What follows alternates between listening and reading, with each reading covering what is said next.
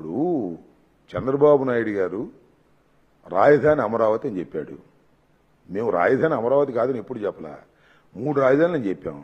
చంద్రబాబు నాయుడు గారు 1,00,000 కోట్లు ఖర్చు పెట్టడానికి సిద్ధంగా ఉన్నాడు, అంతే కదా. ఇవాళ 1,00,000 crores he spending in Amaravati. Jaganmohan Reddy గారు కూడా మొన్న చెప్పాడు, ఎందుకయ్యా ఇన్ని 1,00,000 కోట్ల రూపాయలు ఖర్చు పెడతారు ఒక రాష్ట్ర రాజధాని కోసం, ఈ గుంటూరు విజయవాడ మధ్యలో ఒక 500 ఎకరం తీసుకుంటే అయిపోతుంది కదా అని కదా చెప్పింది. ఆయనకి ఇచ్చినటువంటి అడ్వైజ్ ఇంత కావాలా, 1,00,000 కోట్లు, దానిలో 52,000 కోట్ల రూపాయలు అప్పు. మెడికల్ కాలేజీలేమో 500 కోట్ల రూపాయలతో పూర్తయ్యేటటువంటి మెడికల్ కాలేజీలేమో అమ్మేసుకుంటారు. అవసరం లేనటువంటి రాజధాని కోసం 1,00,000 ఎకరాలు సేకరిస్తారు. అవసరం లేని రాజధాని కోసమేమో 1,00,000 కోట్లు కుమ్మరిస్తారు. ఏంటంటే నాకు అర్థం కాలేదు. నేను ఎప్పుడు చెప్తున్నా, ఇప్పుడు చెప్తున్నా, రాజధాని నిర్మాణం ఏంటంటే నాకు అర్థం కాలేదు. You select the capital. Guntur select చేసుకుంటావా, నెల్లూరు సెలెక్ట్ చేసుకుంటావా, లేక అనంతపూర్ సెలెక్ట్ చేసుకుంటావా, వైజాగ్ సెలెక్ట్ చేసుకుంటావా, విజయవాడ సెలెక్ట్ చేసుకుంటావా, అంతే. రాజధాని నిర్మాణం ఏంటి నాకు అర్థం కాలేదు. రాజధాని సృష్టిస్తారా నాకు అర్థం కాలేదు. హైదరాబాద్ ఏమన్నా సృష్టించారా రాజధానిని? రాష్ట్రం విడిపోయినప్పుడు లేదా కలిసినప్పుడు, సంయుక్తంగా కలిసినప్పుడు కర్నూలు నుంచి రాజధానిని హైదరాబాద్కు షిఫ్ట్ చేశారు. హైదరాబాద్ ఏమన్నా నిర్మించారేంటి అక్కడ నాకు అర్థం కాలేదు. హైదరాబాద్ ఏమన్నా నిర్మించలేదుగా. హైదరాబాద్ డెవలప్ అయిపోయింది, దట్స్ ఆల్. నువ్వు కూడా గుంటూరు విజయవాడ మధ్యలో నువ్వు రాజధాని పెడితే ఎవడు కదన్నాడు? దానికి 52,000 కోట్లు అప్ప, మళ్ళా 1,00,000 ఎకరాలు మళ్ళీ సేకరణ, మళ్ళీ అప్పు కావాలా? అన్ని తీసుకొచ్చి ఎవరినెత్తిన పెడతావు నాకు అర్థం కాలేదు. ఆఫ్టర్ ఆల్ రాజధాని అంటే ఏంటి? ఆఫ్టర్ ఆల్ ఒక శాసనసభ, ఒక హైకోర్టు, ఒక సెక్రటేరియట్ అయిపోయా. ఆ చుట్టూలో డెవలప్మెంట్ జరిగిపోద్ది. ఏం సృష్టించారు చెప్పండి నాకు? హైదరాబాద్లో, బెంగళూరులో ఏం సృష్టించారు, మెడ్రాస్లో ఏం సృష్టించారు? ఇది పెద్ద మొగోడు వచ్చి సృష్టించడానికి నాకు అర్థం కాల. ఆకాశం నుంచి తీస్తాడు ఒక రాజధానిని. అమరావతి అంటే ఎక్కడ అమరావతి రాజధాని? ఎప్పటికైద్ది? తీసుకొచ్చి పెద్ద గుంటలో పెట్టాడు. నీళ్లు దోడాల్సి వస్తుంది రోజును. వర్షం పడితే నీళ్ళు వెళ్ళవు. దానికి మళ్ళీ పెద్ద స్కీము, దానికి కొండవీటి వాగు నుంచి లిఫ్టు, దానికి చెరువులు. ఏంది? ఏమవుతుంది రాష్ట్రం నాకు అర్థం కాలేదు.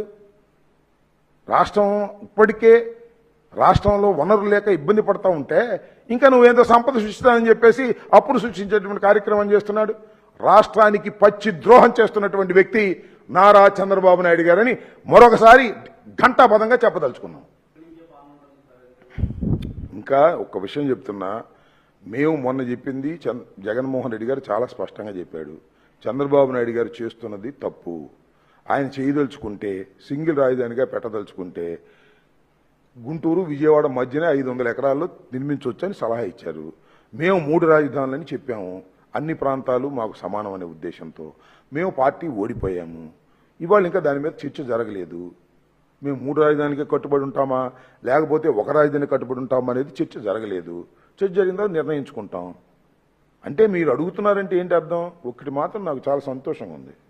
అదేంటంటే, ఏమండి మీరు అధికారంలోకి వస్తే ఏంటి పరిస్థితి అడుగుతున్నారు అన్ని చోట్లకి ఎక్కడికి వెళ్ళినా.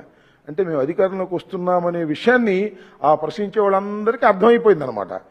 ఏది సంవత్సరం నిండి ఇంకా సంవత్సరం 6 మాసాలు కూడా కాల. మీరు అధికారంలోకి వస్తే ఏమండి ఈ మెడికల్ కాలేజ్ సంగతి ఏంటి అడుగుతున్నారు. మీరు అధికారంలోకి వస్తే అమరావతిలో ఉంటారా అడుగుతున్నారు. మీరు అధికారంలోకి వస్తే ఏంటి అని అడుగుతున్నారు. మేము అడగడమే కాదు, లోకేష్ కూడా చెబుతున్నాడు, మేము ఆ ఊరు వెళ్ళామండి, అక్కడ జగన్మోహన్ రెడ్డి గారు అధికారంలోకి రావడానికి గ్యారంటీ ఏంటి అని అడుగుతున్నారంట. అందరికీ అనుమానం వచ్చేసింది.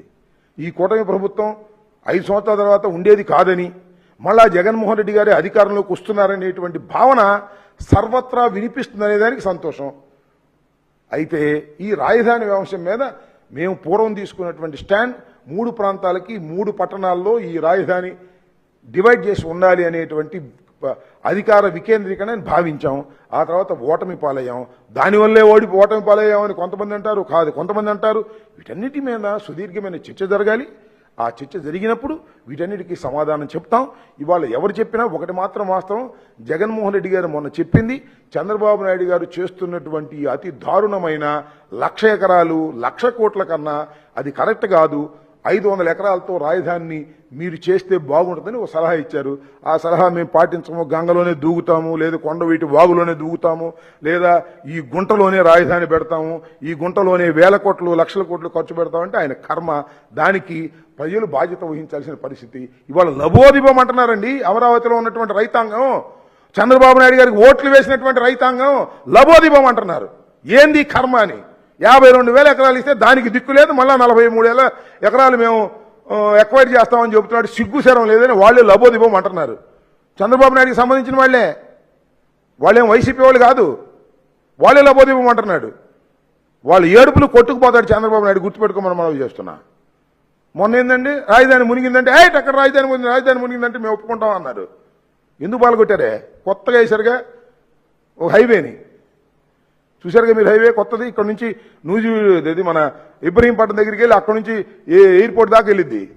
దాన్ని అడ్డుగోలు పాల్గొట్టేశారు. దీనిలో నీళ్ళు వెళ్ళకపోతే లిఫ్ట్ ఉందో పక్కన, ఆ లిఫ్ట్లోంచి తోడిన నీళ్ళు వెళ్ళట్లా.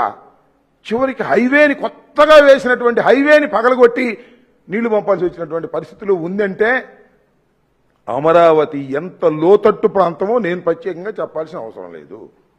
చంద్రబాబు నాయుడు గారు చేసిన అతిపెద్ద తప్పిదం ఇది అని రాష్ట్ర ప్రజానీకం అనుకుంటున్నారు. అమరావతి పూర్తయ్యేది కాదు, ఈ 3.5 సంవత్సరాలు కాదు, 30 సంవత్సరాలైనా అమరావతి పూర్తి కాదు. అంత పెద్ద ప్రాజెక్ట్ పెట్టాడు చంద్రబాబు నాయుడు గారు. అది ఒక ఆదాయపు సోర్స్గా క్రియేట్ చేసుకున్నాడు.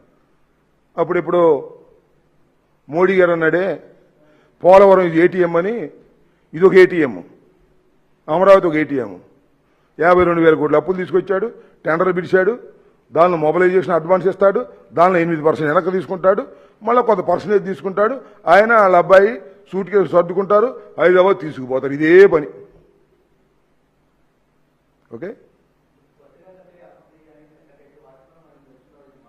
ఏంటండి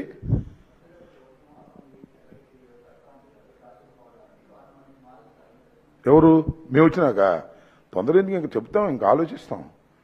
ఇప్పుడు మా పూర్వపు విధానం 3 రాజధానులు, దాని నుంచి ఇంకా పూర్తి చర్చ జరగాలి. చర్చ జరిగిన తర్వాత మా నిర్ణయాలు ప్రకటిస్తాం. ఇంకా 3.5 సంవత్సరాలు ఉందనుకుంటున్నాం మేము, లేదా మేము అధికారంలో రావడం ఇంకా 3 సంవత్సరాలు ఉందని మేము అనుకుంటున్నాం.